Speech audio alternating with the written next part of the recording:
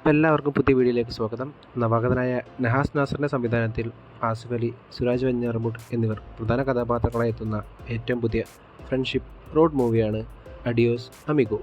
പണക്കാരനും സർവോപരി മുഴുകുടിനുമായ പ്രിൻസും പാവപ്പെട്ടവനും എൻ്റെ അമ്മയുടെ hospital ചെലവിനായി cash അന്വേഷിച്ച് നടക്കുന്ന പ്രിയനും വൈറ്റില ഹബ്ബിൽ വെച്ച് കണ്ടുമുട്ടുന്നതും അതിനുശേഷം നടക്കുന്ന രസകരമായ സംഭവങ്ങളുമാണ് സിനിമയുടെ മെയിൻ പ്ലോട്ടായി വരുന്നത്.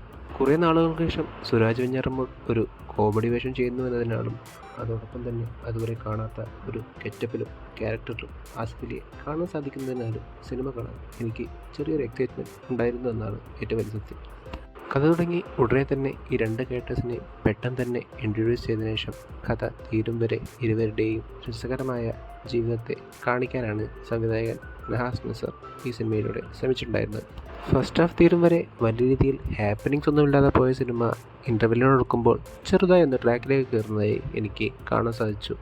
എന്നിരുന്നാലും റിപ്പീറ്റഡായി വരുന്ന സീൻസും സിനിമയുടെ ദൈർഘ്യവും എനിക്ക് ചെറുതല്ലാത്ത മുഷിപ്പുണ്ടാക്കിയെന്നാണ് ഏറ്റവും വലിയ സത്യം. ഇങ്ങനെയൊക്കെയാണെങ്കിലും ഇടയ്ക്കിടെ വരുന്ന കോമഡി സീനുകൾ കൊണ്ടും ചെറിയ രീതിയിലുള്ള ഇമോഷണൽ സീനുകൾ കൊണ്ടും സിനിമ എൻഗേജിങ് ആവാൻ ശ്രമിക്കുന്നുണ്ടായിരുന്നു എന്നതും എനിക്ക് കാണാൻ സാധിച്ചു. പെർഫോമൻസിലേക്ക് വരികയാണെങ്കിൽ സുരാജ് എപ്പോഴത്തെയും പോലെ തൻ്റെ ക്യാരക്ടർ ഭംഗിയാക്കി പെർഫോം ചെയ്തപ്പോൾ ആസിഫ് അലിയുടെ പെർഫോമൻസ് കുറച്ചുകൂടി ഇൻട്രസ്റ്റിംഗ് ആയി എനിക്ക് അനുഭവപ്പെട്ടു.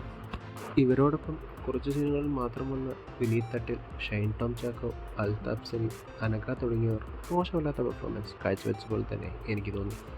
ഗോപി സുന്ദറും ജേക്സ് വിജയും ചെയ്ത സോങ്സുകളും BGMഉം ഒരു രീതിയിലും ഇമ്പാക്റ്റ് ഉണ്ടാകാതെ പോയപ്പോൾ ജിംഷി ഖാലിദിൻ്റെ സിനിമാറ്റോഗ്രാഫിയും നിഷാദ് യൂസഫിൻ്റെ എഡിറ്റിംഗും ഭേദപ്പെട്ടതായി എനിക്ക് അനുഭവപ്പെട്ടു. ആകെ മൊത്തത്തിൽ കെട്ടുകളാണ്ട മാലയുടെ റൈറ്ററായ തങ്കത്തിൻ്റെ സ്ട്രോങ് ആയ റൈറ്റിംഗ് അല്ലെങ്കിൽ പോലും മോശമില്ലാത്തൊരു സിനിമയായാണ് അഡിയോസ് അമിഗോ എനിക്ക് അനുഭവപ്പെട്ടിട്ടുണ്ടായിരുന്നത്. നിങ്ങളുടെ അഭിപ്രായം എന്തു തന്നെയാണെങ്കിലും കമൻറ്റ് ബോക്സിൽ അറിയിക്കുവാമെന്ന് പറഞ്ഞുകൊണ്ട് ഈ വീഡിയോ ഞാൻ അവസാനിപ്പിക്കുന്നു. വീഡിയോ ഇഷ്ടപ്പെട്ടാൽ ചാനൽ സബ്സ്ക്രൈബ് ചെയ്യുക. അപ്പോൾ മറ്റൊരു വീഡിയോയുമായി വീണ്ടും കാണും വരെ ഗുഡ് ബൈ.